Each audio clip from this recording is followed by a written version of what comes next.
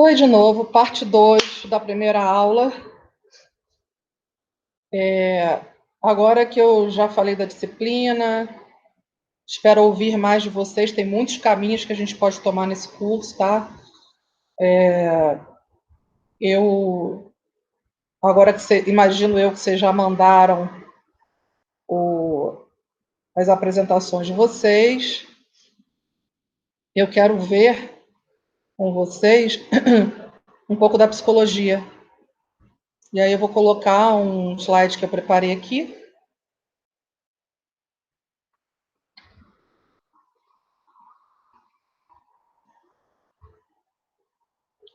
Todo rosinha.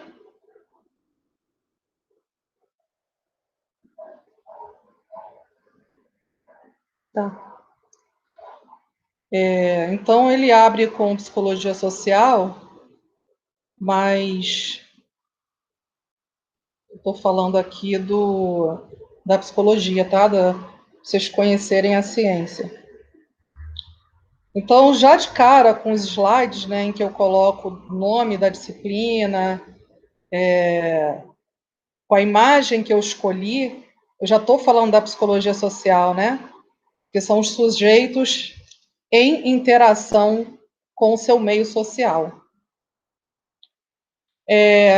Gente, a psicologia, antes de se tornar ciência, já era tratada na filosofia, ou seja, a vida inteira, desde a antiguidade, se falava em temas da psicologia, o comportamento, a personalidade, não com esses nomes, tá? Mas por que que eu sou de um jeito e o fulano é de outro jeito? As emoções, né? Por que que as pessoas lidam com as situações de formas diferenciadas? Por que que cada um aprende de uma forma, etc. e tal. Bem, então a psicologia tem sua matriz na filosofia, né? Então, quem pensava temas da psicologia antes dela existir como ciência era a filosofia. Se eu perguntar isso na prova, vocês não vão errar. Tá? Que área do conhecimento tratava de temas da psicologia antes dela se tornar ciência? A filosofia, ok? Então, a psicologia tem sua matriz na filosofia e está presente desde a antiguidade, mais ou menos 700 anos antes de Cristo, nas questões que eram levantadas pelos filósofos como Platão, Sócrates e Aristóteles.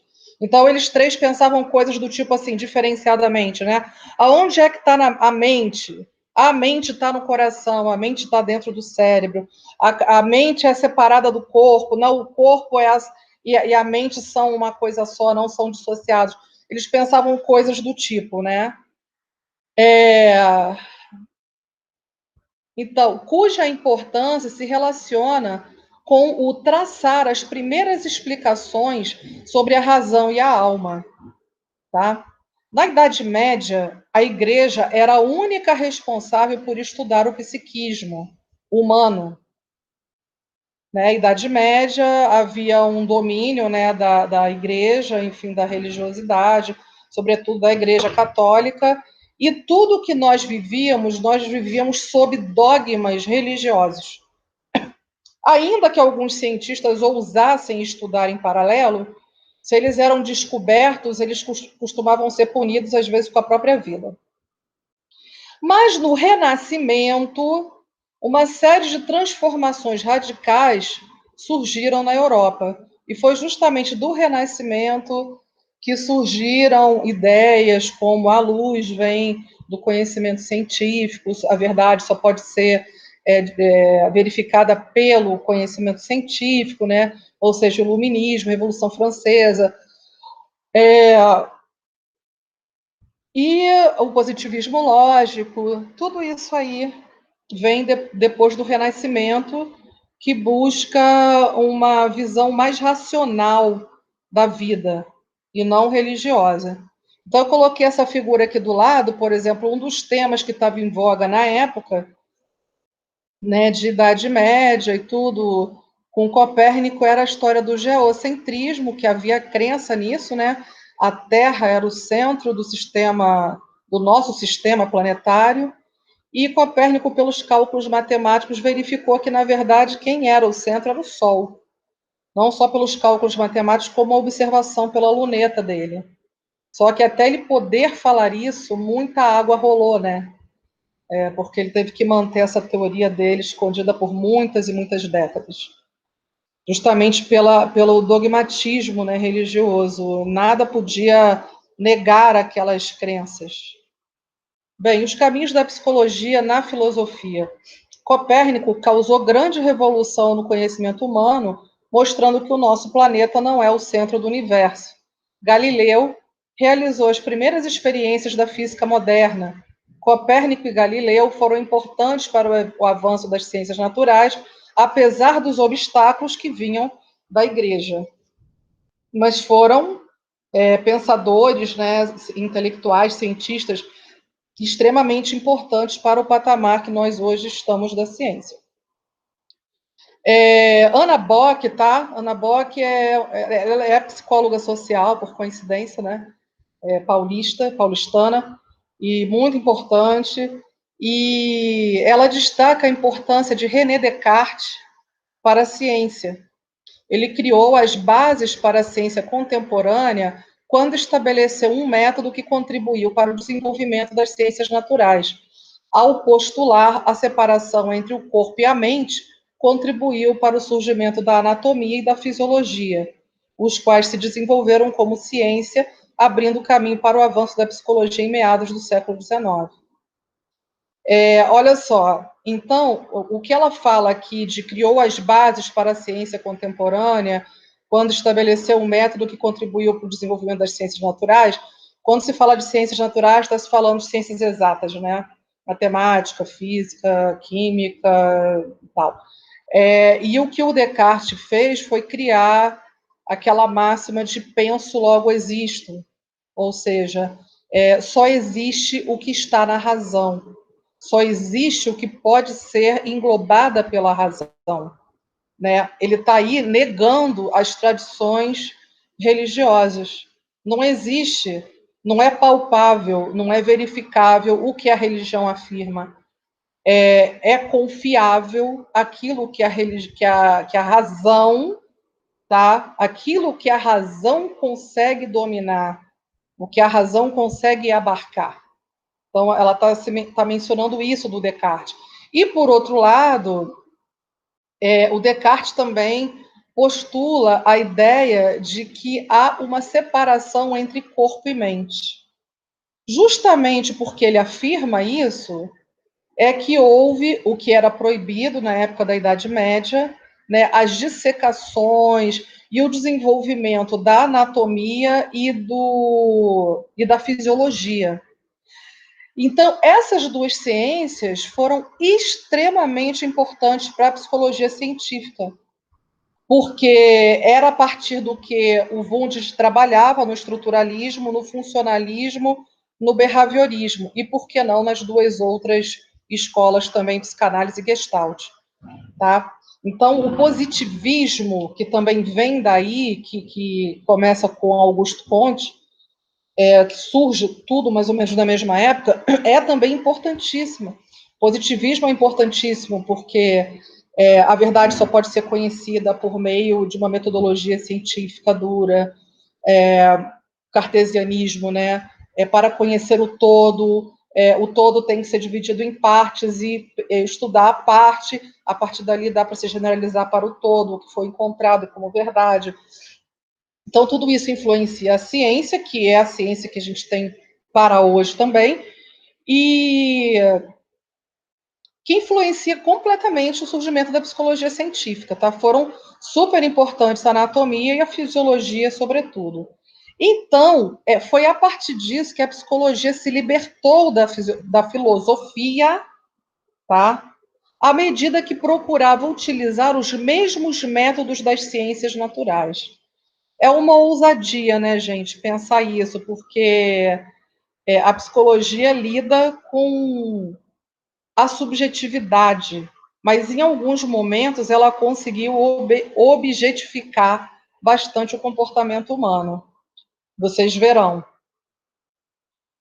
A psicologia científica. Os temas da psicologia começavam a ser investigados pela fisiologia e pela neurofisiologia. William Wundt, que é esse sujeito aqui, ó, de cima, né, com essa barba, é considerado o pai da psicologia moderna ou científica, tá? Hoje realizou os primeiros experimentos em laboratório usando instrumentos de observação e medição na área da psicofisiologia. Então, o Wundt foi um deles que, como a psicologia não era aceita pelo objeto de estudo dela, como assim, né? Estudar o comportamento humano, estudar a alma humana, não, isso não é palpável, né? Não tem concretude. E aí ele busca levar o objeto de estudo para o laboratório, a psicologia, para se tornar psicologia experimental, verificável em laboratório, para, a partir disso, conseguir dar respostas, encontrar, desenvolver um conhecimento que fosse similar ao das ciências naturais. Né? Mensuração, quantificação, né? Era tudo o que perseguia a psicologia na época para ser aceita. E aqui ao lado estão exatamente as fotos desse laboratório, né, que foi inaugurado na Universidade de Leipzig, na Alemanha. Aqui embaixo, né, essa universidade ainda existe, inclusive acho que eles fizeram até um museu desse laboratório da psicologia, que foi histórico, né? Aqui vocês vejam como o laboratório funcionava, né? Aqui, não sei se dá para vocês observarem, mas tem uma cadeira ligada a uns equipamentos tecnológicos, né? Quer dizer, uns equipamentos para fazer experimentos, né, experiências. Depois a gente vai ver um pouquinho no estruturalismo, porque o Wundt criou a escola estruturalista. Bem, então, com a inauguração do Laboratório de Psicologia Experimental na Universidade de Leipzig, em 1879, portanto, final do século XIX, nasce a psicologia científica e o primeiro psicólogo do mundo, ele próprio, William Wundt. Então, olha como é importante esse momento da história, né? No Brasil, a psicologia sofreu ainda mais com as represálias contra a ciência, e ela só veio a ser regulamentada depois de muita luta em 27 de agosto de 1962, por uma lei federal. Tanto que o dia do psicólogo, né, é dia 27 de agosto. Ok? Então, a psicologia também tem 58 anos, fez em agosto passado. Que é psicologia, gente? Né? Aqui nem vai entrar, aqui não é nem conceito de psicologia, aqui é a etimologia da palavra psicologia, tá? Psicologia, ou seja, que vem do grego psique e logos. Psique é alma, alma similar à mente, não alma voltada para a espiritualidade. Alma vinculada, associada à mente humana, né? Aquilo que está alojada, provavelmente no cérebro, né? É no que se acredita hoje. Logos, o sufixo logos significa estudo, ciência. Portanto, a estrutura da palavra psicologia, o estudo da raiz da palavra, representa estudo da alma, tá? Agora, o que é o conceito de psicologia? Tá? A maioria dos psicólogos concorda com a definição de ciência que estuda o comportamento humano. Tá? O significado do conceito, né, o conceito de psicologia, ou como começou como estudo da alma humana, foi se refinando, foi se modificando. E dependendo de que área da psicologia estuda, né, o comportamento, essa definição pode mudar um pouco. Então, entenderam? A etimologia da palavra psicologia vem do grego psique mais logos, que é estudo da alma, tá? E o conceito de psicologia é a ciência que estuda o comportamento, e tem até uma definição mais longa, e os processos mentais, né, que estão associados ao comportamento. É tudo que são os processos ligados à mente, como memória, pensamento, raciocínio, inteligência, sentimento, linguagem, tá? Esses são os processos mentais, percepção. Seguindo. Quem é o psicólogo, né? Psicólogo é aquele que fez uma graduação em psicologia. Ele pode ter feito uma licenciatura, ele pode ter feito uma formação, que aí dá a licenciatura dá o título a ele de licenciado em psicologia, a formação dá o título a ele de psicólogo, e o bacharelado, né, que dá o título de bacharel em psicologia, tá? No meu caso, eu fiz licenciatura em psicologia e formação como psicóloga. Então, eu tenho 2 diplomas de licenciatura e de psicólogo, tá? Aquele que se especializou em psicologia, né, por meio de um curso de graduação, ciência que se dedica ao estudo dos processos mentais, tá vendo como aqui está diferente? Da maneira de agir do indivíduo e de suas implicações. Quem se formou em psicologia e pratica essa especialidade. Isso vem do dicionário. Aqui ao lado eu coloquei justamente uma foto que muito traduz o psicólogo, né, a visão que a sociedade tem do psicólogo, que é aquele sujeito que está dentro de um consultório e que está geralmente com um bloquinho na mão, um caderninho, anotando coisas que o paciente traz na sessão. E essa moça deitada nessa cadeira confortável, que pode ser associada a um divã, seria a paciente. Tá? Então, ele, na posição em que está, seria o psicólogo ou o psicoterapeuta, né, que pratica a psicoterapia, e ela, a paciente. E acima, estamos aqui, eu achei muito bonita essa imagem aqui, psychology, né, psicologia em inglês, e aqui mostra o símbolo da psicologia, que é o tridente. E é bastante interessante isso, e vamos ver por que o tridente. Olha só, psique, essa imagem aqui, essa estátua, é a estátua de Psique. Voltando à etimologia da palavra, tá? Psique mais logos.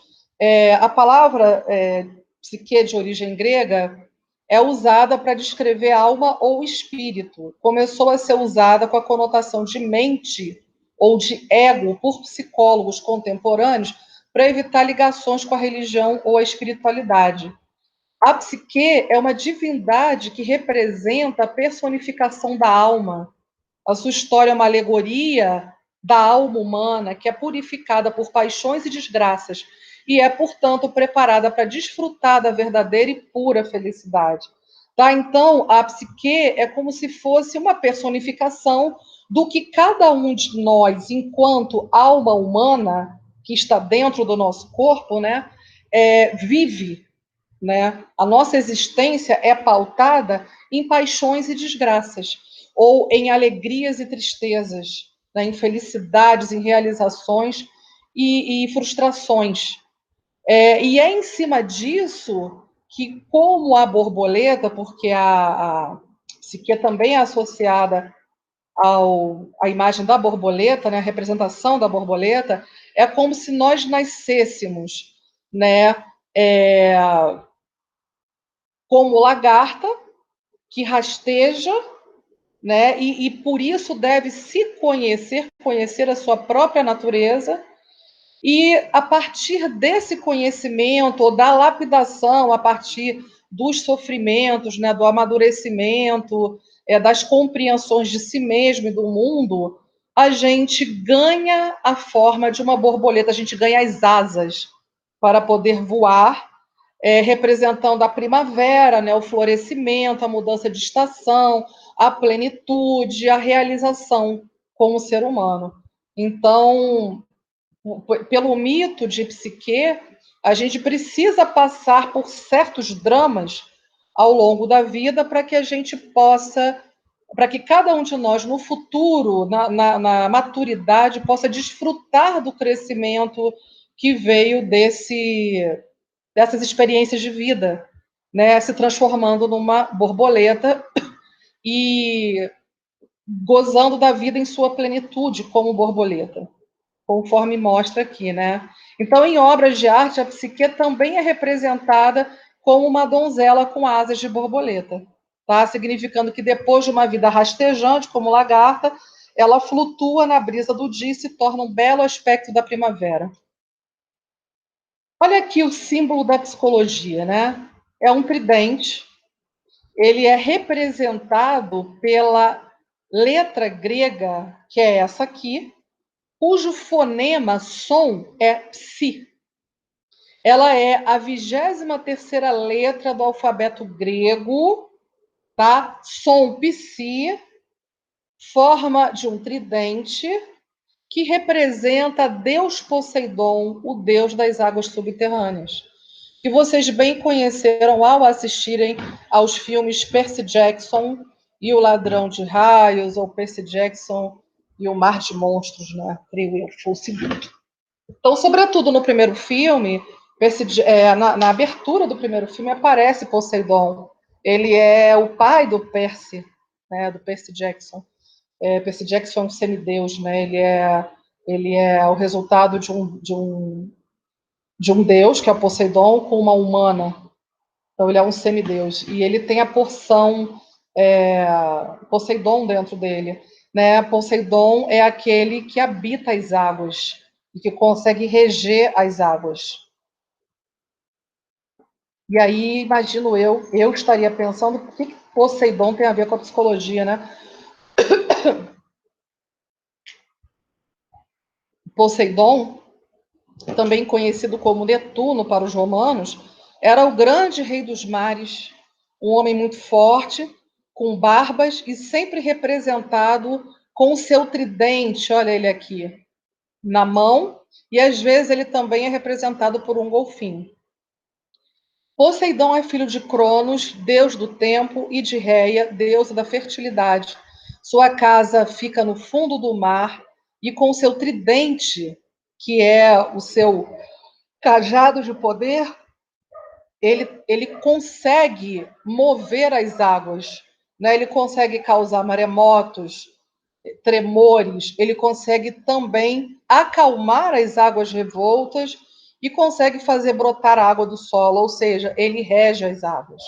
Tá? Mas ainda não foi respondido, né? Por que Poseidon e a psicologia? O que tem a ver o tridente, o símbolo da psicologia ser o tridente? Como é que é isso? A água simboliza a parte inconsciente da psique humana, tá? A psique foi estruturada por Freud, né? E ele a estruturou tendo três esferas. O ego, que é essa parte que vos fala, né? A parte que nós nos relacionamos socialmente.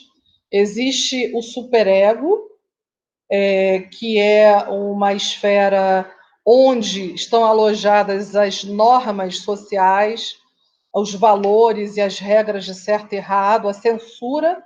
É a partir do superego que a gente sabe o que deve vestir, o que não deve, o que deve falar, o que deve fazer, o que não deve. Tá? Que a sociedade vai condenar ou vai aprovar. Tá?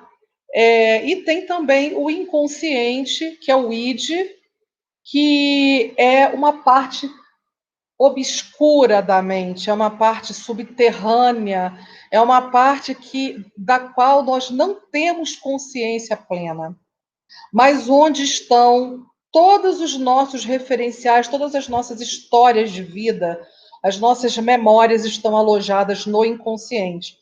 E interessante que foi Freud a primeira pessoa a mexer, né, com esse conceito, e ele descobriu que, apesar de nós não termos consciência plena do inconsciente, ele rege o nosso comportamento, tá? Então, muitas vezes, assim, coisas que uma pessoa fala sem pensar, ou então, sonhos que a gente tem são todos provenientes do inconsciente, né? Insights que a gente tem, coisas que vêm à mente que a gente não estava nem pensando, erros que a gente comete, chamar uma pessoa por outro nome, sabe? Ir fazer uma coisa e acabar fazendo outra, tudo isso é uma expressão do inconsciente, tá? Eu botei aqui uma foto do Aquaman porque ele é um tipo de um representante de Poseidon moderno, né? O Aquaman também tem o seu tridente, também ele é um semideus também, né? Só que a mãe que era aquática e o pai que era humano, ao contrário do Percy Jackson, e você vê que ele consegue habitar a profundidade do mar. Dentro do mar existe outra civilização, né? Existe uma outra forma de funcionar, e é como se fosse isso para a gente, o inconsciente. Dentro do nosso inconsciente, há conteúdos que a gente não domina, que a gente não conhece. Então, muitas vezes, uma pessoa pode acordar assim, se sentindo triste, ela não sabe o que aconteceu, mas provavelmente ela fez contato com algum material do inconsciente dela, e isso refletiu numa emoção que ela leva, né, acordando. O modelo de aparelho psíquico, segundo Freud, do que eu estava falando, vocês vejam, né, ele pode ser representado por um iceberg, por um triângulo, né? Ego é essa parte que está aqui em contato com a sociedade, o superego filtra o que vem do inconsciente para o consciente, porque o inconsciente é como se fosse uma grande criança. O inconsciente não tem censura. Ele deseja, ele odeia, ele quer, ele não quer. É tudo muito intenso, tudo muito verdadeiro no inconsciente, tá? Então, e a gente vive de disfarçar esses elementos que estão no inconsciente. Vamos supor que esteja um casal num restaurante, tá?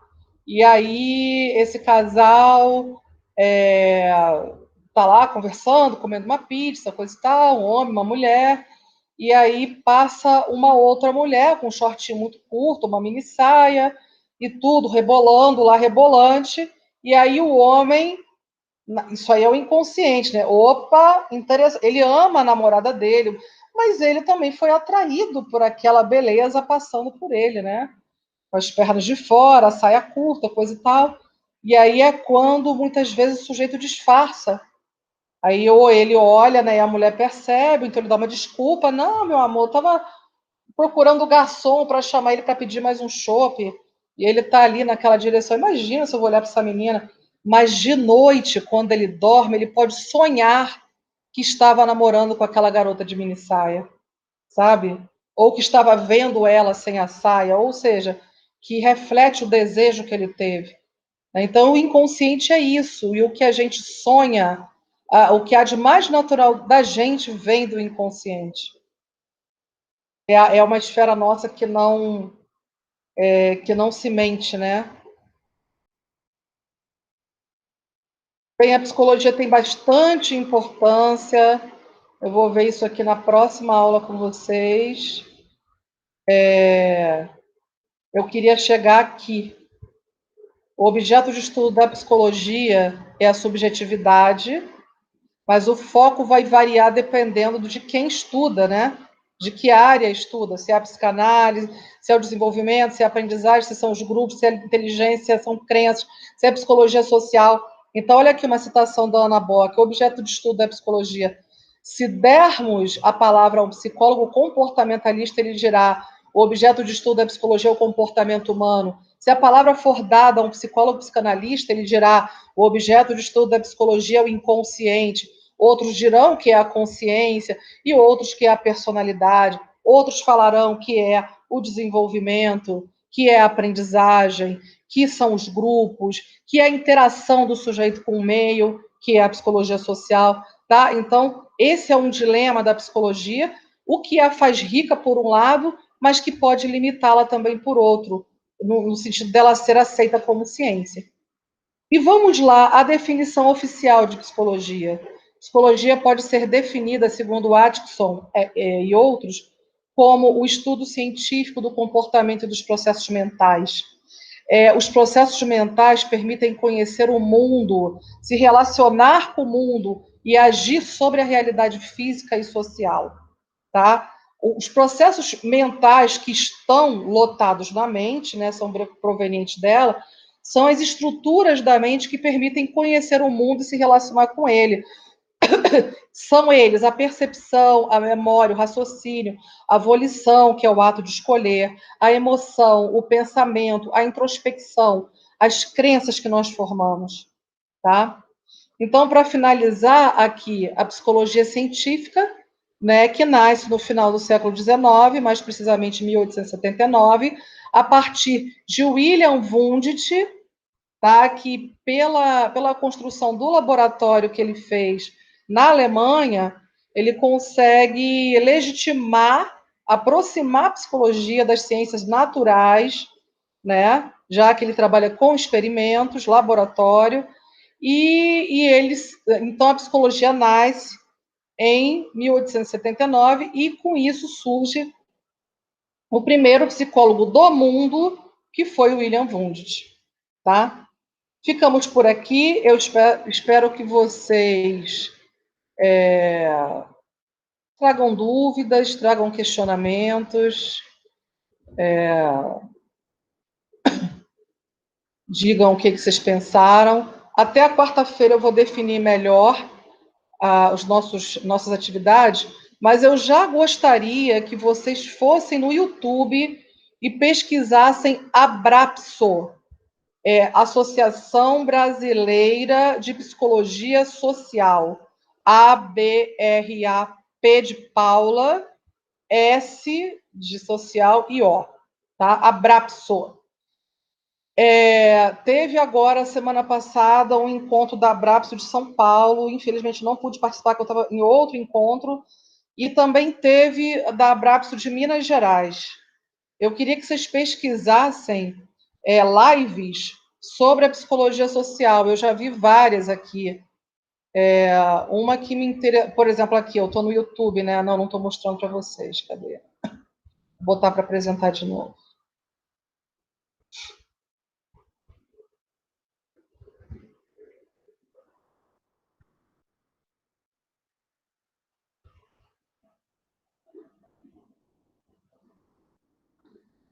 Então, aqui, ó, aqui é a Abrapso. Eu gostei muito do 40 anos de Abrapso com Silvia Lane em busca de uma psicologia social brasileira. Tá? Isso foi uma conferência ao vivo e eu acho que vocês poderiam assistir ela e outros. A Silvia Lane é um dos principais nomes da psicologia social no Brasil. Tem psicologia social e marxismo, psicologia política, ciência e profissão, encontros e provas da Abrapso, inclusão digital e o vírus, mesa descolonização, também é outro tema muito falado, né, da psicologia social, a questão do racismo. Cadê? O adoecimento na nossa sociedade, eu achei bastante interessante também. Ou seja, aqui, ó, Abrapso Nordeste, né, tem outras lives. Eu queria ver se vocês pesquisavam isso aqui. A mesa Direito e Diversidade, Saúde Mental da População Negra, também da Abrapso.